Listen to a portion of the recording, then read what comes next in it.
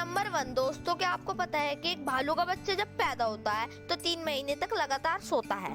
Fact number 2 दोस्तों, एक भेड़िया ही ऐसा जीव है जो कुत्तों की फैमिली का बहुत ही खास मेंबर होता है और उनकी उम्र लगभग 10 से 15 साल तक की ही होती है। फैक्ट नंबर 3 दोस्तों, क्या आपको पता है कि एक उल्लू के दांत नहीं होते, वो अपने शिकार को पकड़कर ऐसे ही निगल लेता है। तो वीडियो पसंद आई तो वीडियो को लाइक कीजिए।